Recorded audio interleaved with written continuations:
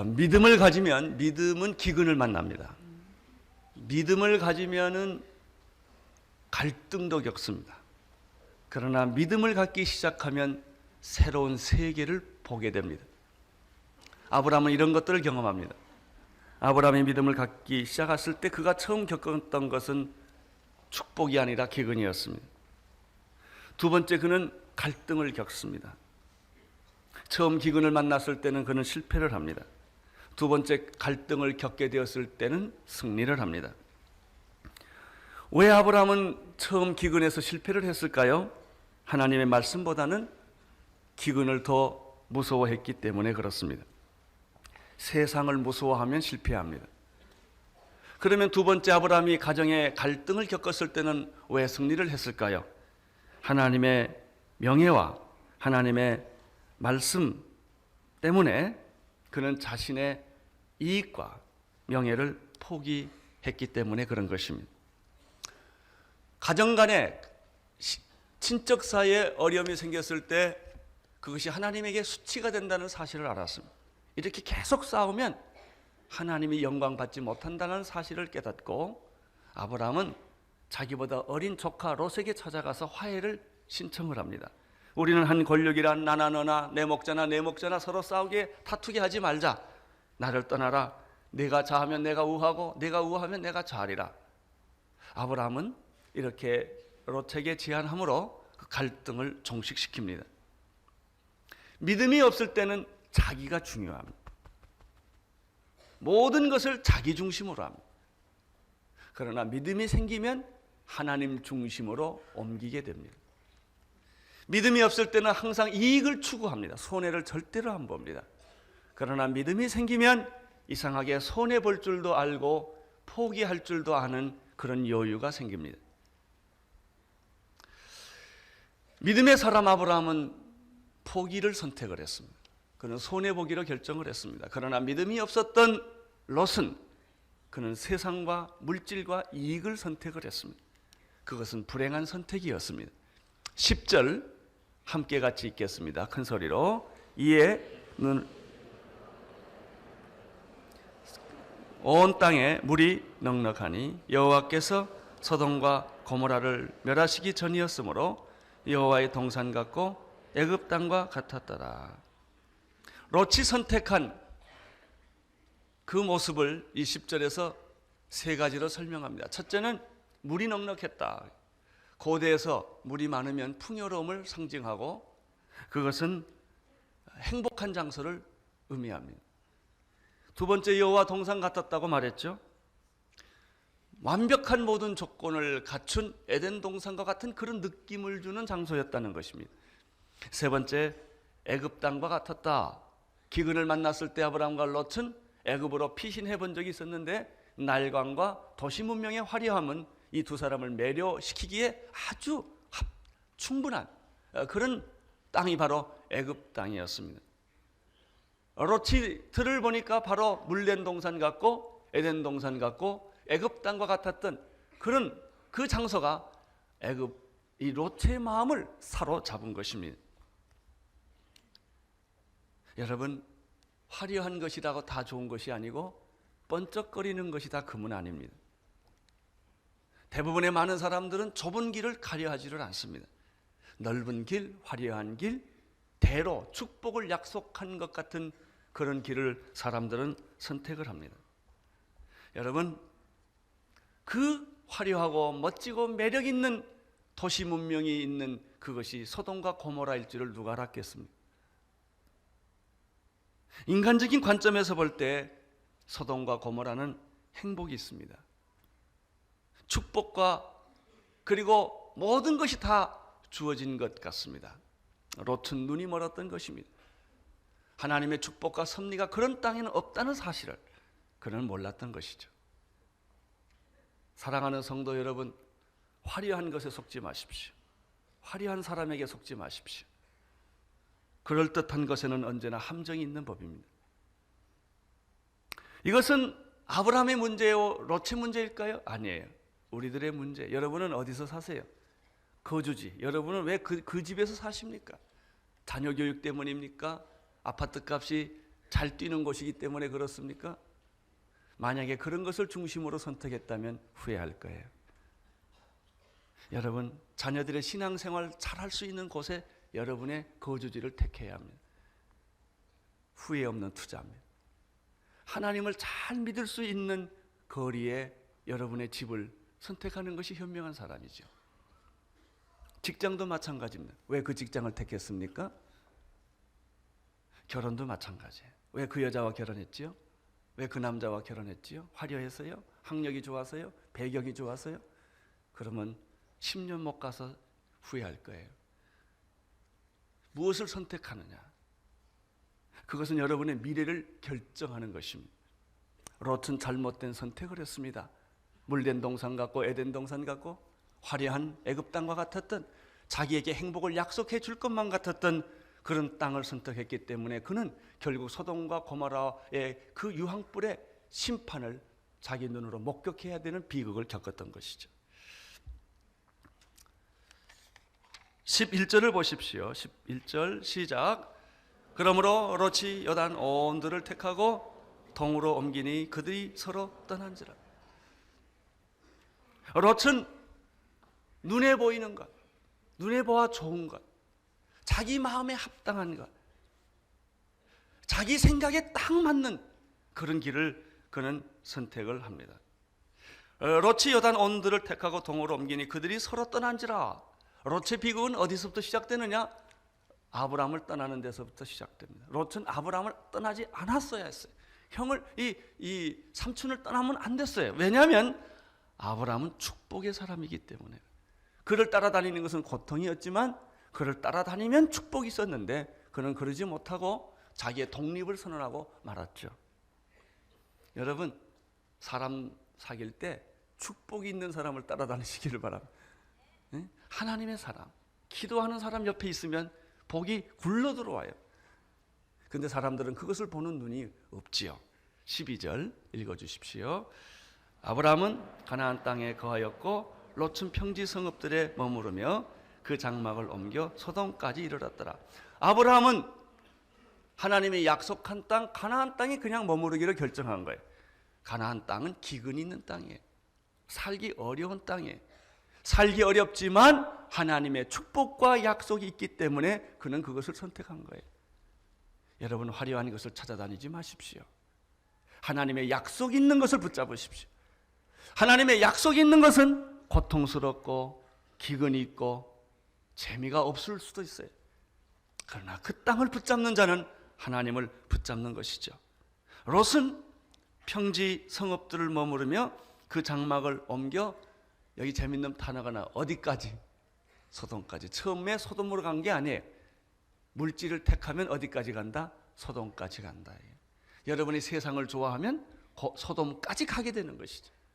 결국은 롯과 그 가정은 소돔으로 그 거처를 옮기게 됩니다.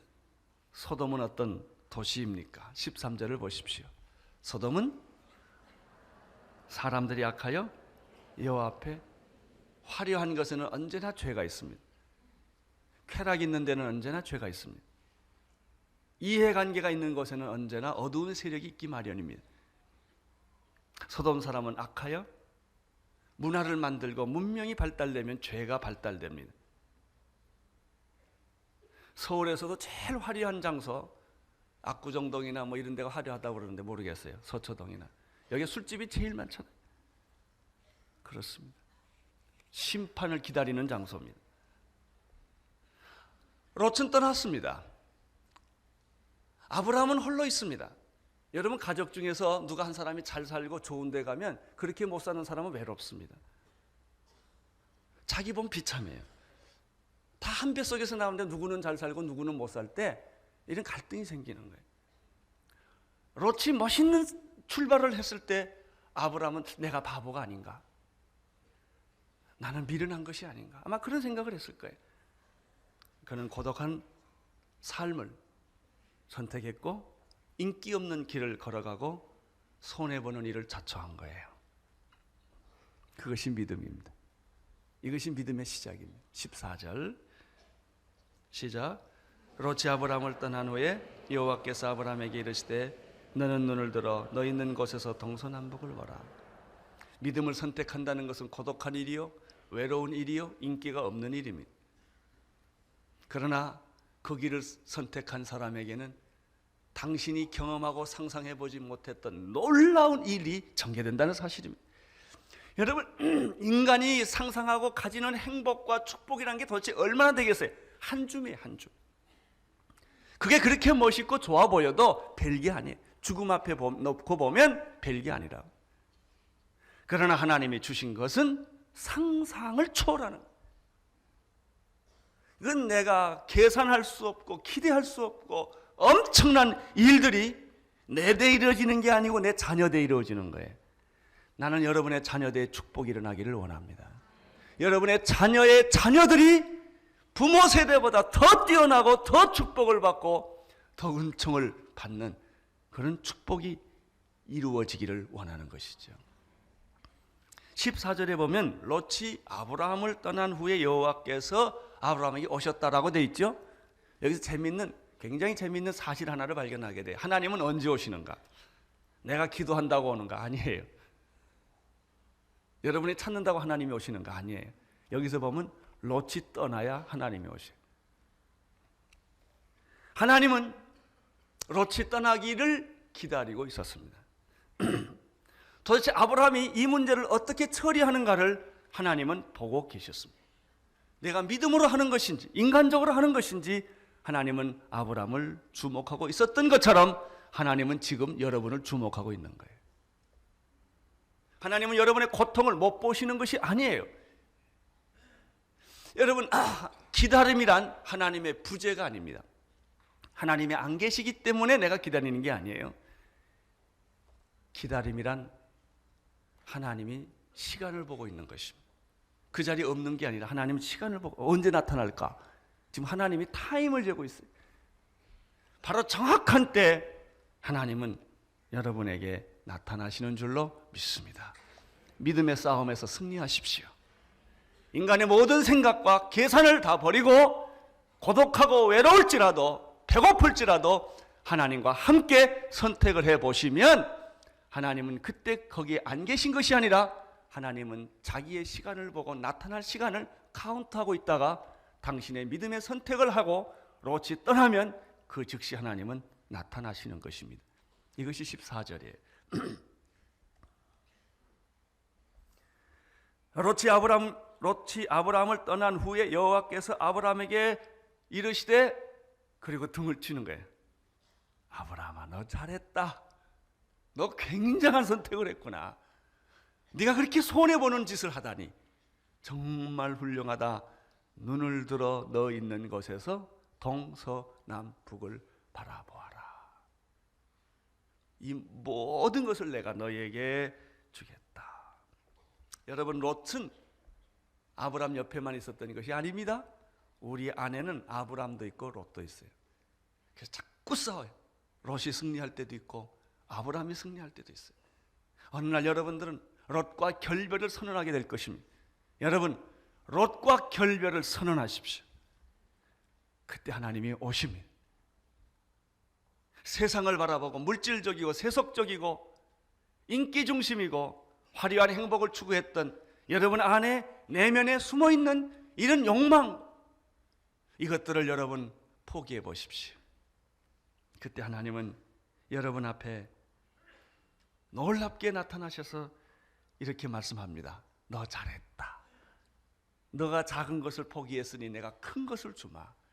땅의 것을 포기했으니 하늘의 것을 주마. 내가 인간이 경험할 수 있는 것을 포기했으니 내가 인간이 경험할 수 없는 놀라운 세계를 내가 너희에게 보여주마.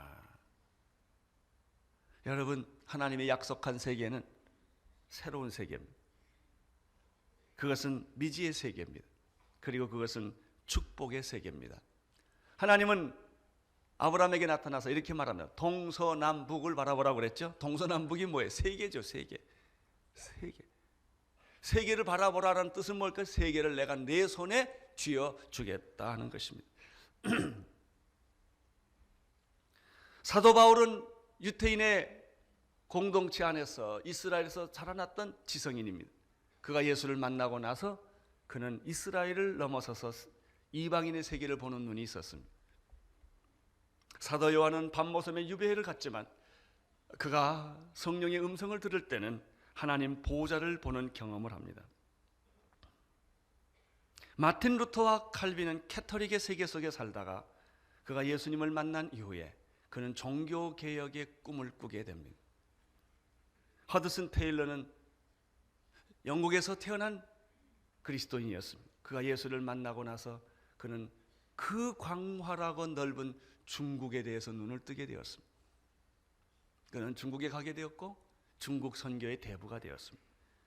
캠브리지 세븐의 가장 촉망받는 젊은이, 그 당시 영국에서 크리켓 선수고 로얄 아주 고급 가문에서 태어난 시티 스타드, 그가 예수님을 알게 되었을 때 그는 아프리카의 눈을 떠서 최초로 아프리카로 선교사로 떠나는 선구자가 되었고 거기에서 그는 그의 인생을 마쳤습니다. 그는 새로운 세계를 보았습니다. 윌리엄 캐리, 그는 처음으로 중국의 땅을 밟은 사람입니다. 인도의 땅을 밟은 사람입니다. 그들은 자기 집안에서 살다가 그의 눈을 열어서 중국을 보고 인도를 보고 아프리카를 보고 대륙을 본 것입니다. 콜럼버스가 신세계를 보듯이 여러분, 믿음을 가진 사람들은 자기 것을 포기하면, 자기 땅을 포기하면, 자기 인생의 그 행복을 포기하는 순간에 그는 세계가, 하나님이 그의 인생 안으로 들어오게 되는 것입니다. 믿음은 새로운 세계를 보게 한다. 여러분은 무엇을 봅니까? 여러분은 무엇을 꿈꿉니까? 여러분의 인생의 목적은 어디에 있습니까? 회사 사장 되는 것입니까? 한 조직의 책임자가 되는 것입니까? 그것이 여러분의 인생의 전부입니까? 애기 낳고 빨래하고 걸레질하고 밥하고 이게 여러분의 인생의 전부입니까? 여러분의 인생의 시야, 인생의 꿈, 이것은 무엇입니까? 여러분, 내 아이의 기저귀를 빠는 사람하고 이 아이가 민족의 모세라고 믿고 기저귀 빠는 사람은 인생이 다릅니다. 생각이 틀이 달라요. 내 집 앞마당을 쓰는 사람과 세계 한 모퉁이를 쓸고 있다는 사람과는 인생의 틀이 다른 것이죠. 여러분, 믿음을 가지면 이런 엄청난 꿈과 이상과 새로운 세계, 그것이 놀랍게도 하나님 나라 천국까지 그 시야가 넓어지는 줄로 믿습니다. 나는 우리 민족에 대한 이런 꿈을 꿉니다. 성서한국, 통일한국, 선교한국. 주님, 그런 비전과 꿈을 우리에게 주십시오. 14절에서 우리가 발견하는 두 가지 사실이 더 있습니다. 첫째는 너는 눈을 들라라는 말이고, 또 두 번째는 너 있는 곳에서라는 표현입니다. 하나님은 아브라함이 자신의 현실에 너무 안주하지 말고 눈을 들어 하나님을 바라보라고 먼저 말씀하십니다. 축복을 주기 전에 먼저 눈을 들라고 말합니다. 대부분의 많은 사람들의 눈은 다 땅을 보고 삽니다. 대부분의 많은 사람들의 눈은 다 형이하학적이에요. 눈을 들어라. 내 인생이 물질이 아니다. 땅이 아니다. 현실을 보면 절망하고 환경을 보면 좌절하고 자기 자신을 보면 포기하고 싶습니다. 그 인간이에요. 여러분, 나를 보면, 나를 열심히 보면 오는 게 뭐 있어요? 다 잘난 것 같고 멋있는 것 같지만 뚫어지게 자기를 보면 절망할 수밖에 없는, 우리 환경은 좋지 않아요. 앞으로도 별로 좋지 않을 거예요. 여러분, 이 현실을 보면 항상 고통과 절망이. 그러나 하나님은 아브라함에게 이렇게 말합니다. 눈을 들어라. 하늘을 봐라. 눈을 들어라. 너 자신을 바라보지 말고 하나님을 봐라. 환경을 보지 말고 그리스도를 봐라. 현실에 너무 얽매이지 말고 믿음을 가져라. 그 다음에 재밌는 말이요, 너 있는 곳에서라는 말이에요. 축복은 하늘에서 쏟아지거나 땅에서 솟아나지 않고 내가 있는 현실에서부터 시작된다는 것이죠. 너무 황당한 생각을 하지 않기를 바랍니다. 언제나 시작은 너 있는 곳에서부터 시작이 됩니다. 15절 읽어주십시오. 보이는 땅을 내가 너와 내 자손에게 주리니 영원히 이르리다. 하나님의 축복은 나에게 끝나는 것이 아니라 우리 자식들에게 가는 것이고 자식의 자식에 가는 줄로 믿습니다. 나는 여러분의 자녀들이 축복의 자녀가 되기를 축원합니다. 자녀에 대해서 기대감을 가지십시오. 자녀를 포기하지 마십시오. 여러분, 이 자녀에게 주실 수 있는 최대 유산은 하나님이에요. 자녀에게 돈 주는 것이 아니라 믿음을 주면 그 자녀는 믿음의 사람이 되고 축복의 자녀가 될 줄로 믿습니다. 보이는 땅을 내가 너와 내 자손에게 주겠다라고 말을 했죠. 본다는 게 얼마나 중요한지 아세요? 그 여자를 열심히 보면 그 여자가 어느 날 내 침대 옆에 앉아 있잖아요. 이 보는 축복이에요. 보는 거. 여러분, 본다가 비전이에요. 보지 않고 비전 없는 거예요. See, visible한 거. 그게 비전이에요. 내가 보는 땅, 그것은 내 거다. 이건 내 거. 내가 요즘 뭘 보는 줄 아세요? 쇼핑센터를 보고요. 옆에 있는 쌍용 땅을 보고요. 저 밑에는 고수분지 내가 매일 가서 봅니다. 보면 비전이 생기니까.